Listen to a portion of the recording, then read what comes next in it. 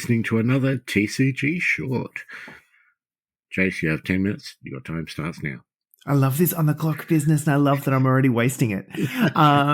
So, given that this is a gaming podcast and we like to talk about all things gaming, I thought we would talk about something completely unrelated, but only maybe gaming adjacent. And I think, a lot of what we talk about outside of game-specific things is the music we like to have on whilst we play games or just exist. And I was curious about the format that you would prefer to listen to all of those wonderful tunes via. See, my preferred format is Spotify because it's easy. I mean, that is absolutely the convenience factor. Yes. And I hear the convenience factor, and I hear the choice. I hear the broad variety of music that you have at your fingertips and all of the wonderful things. And I counter that. As you are this want to do. This isn't a this or that. These things can exist in harmony. They can coexist like the Blood Bowl community and G-Dub. But the old-fashioned record, let me just... I mean, we can go through tape and everything that is wrong with tape and why 8-track was a far superior concept. If nothing else, in just sound fidelity. We could talk about all of the versions of CDs and, arguably what they did to improve the listening experience. But incidentally, on the topic of CDs, did you see that Lord has released a purely transparent CD? Good Lord. Yes. Which apparently does not work on all players because the lasers can't pick it up. I was about to say, doesn't it need to inherently bounce off something? Yeah. And if there's nothing... All I know is sometimes I've scratched the top off a CD so you can see through it and it stops working. And to manufacture one of... No, I hadn't seen this, but that is wild. Wild. Anyhow... I'm derailing in a 10-minute spot. It's dangerous. Anywho, I had this thought, and really it was coming down to why. Why in a world where we have moved so far beyond that experience, like that technology, would you go back and do it? And I've come up with a couple of reasons that I actually think it's really, really good. One being that often now in Spotify, all of my music exists in a playlist. It exists as individual songs, or it's, one of their radio type deals where it's like you listen to something and it just starts suggesting other similar shit you don't really want to listen to. Yep. I buy an album and I put that album in, and that is what I'm listening to. There is no, even if I go to a CD, there's no skip. Like, I'm not jumping to the next song easily. Yep. And what that forces you to do is listen to the album as it was intended. Agreed. I would also probably counter my own counter with the fact that it feels like the construction of an album isn't given the same consideration because of the way it's consumed now. Right? An album can just be a collection of songs without a considered start, middle, end, progression, theme, anything. Very few people are doing that. So that always used to be the thing. It always used to be, this has got to be track one because this reason, and then that's going to flow on into track two and whatnot. And, bands have always put a lot of thought into that. Well, maybe not so much these days, but it definitely used to be a thing. I still remember when Welcome to Sky Valley came out by Caius, and that had 10 tracks split into 3 tracks, so that you had to at least listen to 3 songs in a row.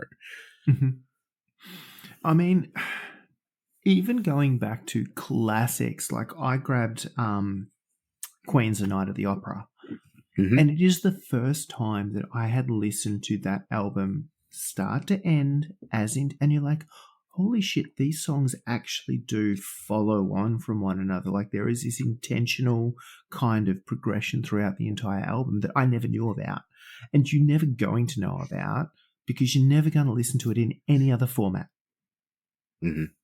where that's kind of a consideration. It is a lost art. I do enjoy buying the odd vinyl these days.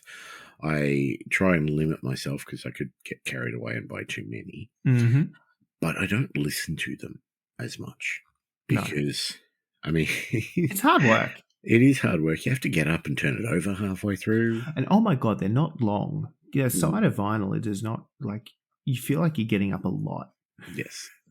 A lot of times an album is now 2 bits of vinyl, so 4 sides. So you're getting up a couple of times. Yeah.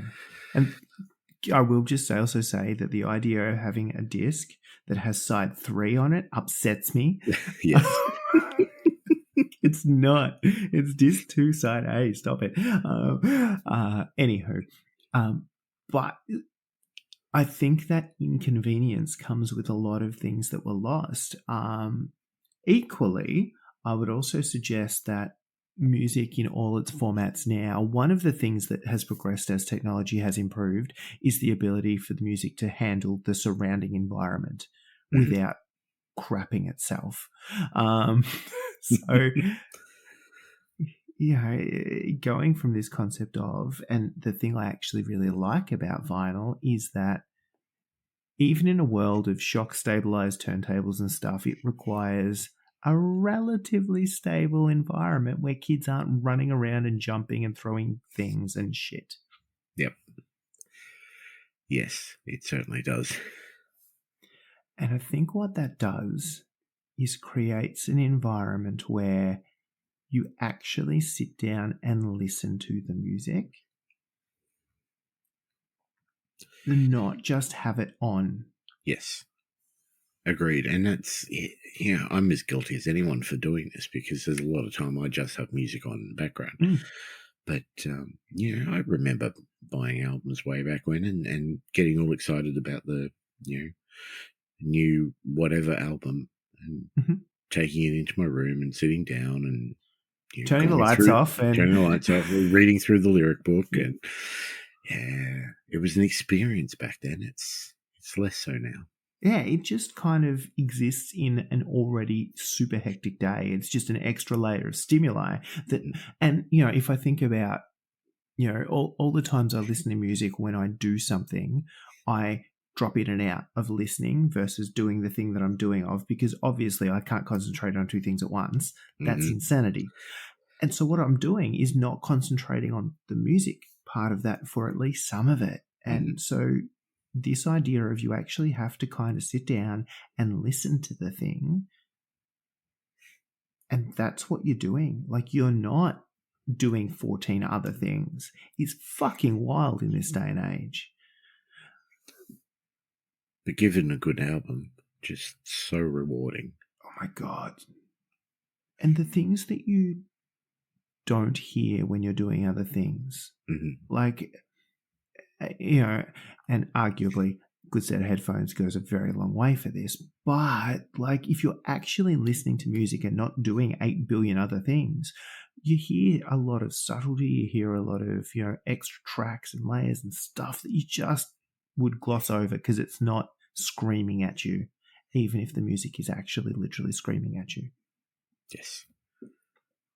I mean, I've still got vinyl that I bought, when I was a teenager, 35 years ago. Yeah. I've got ones I stole off Dad, so I've got an original Dark Side of the Moon and a few others. Yeah. Star Wars soundtrack. I've got an OG Star Wars soundtrack. Wow. That's so good.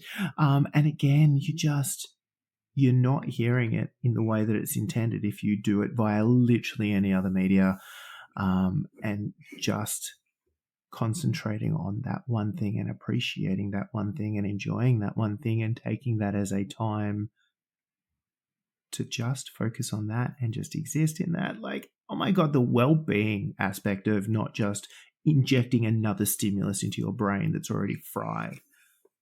Fuck me. Buy a record player. The information age. Laters. Get over it. See ya.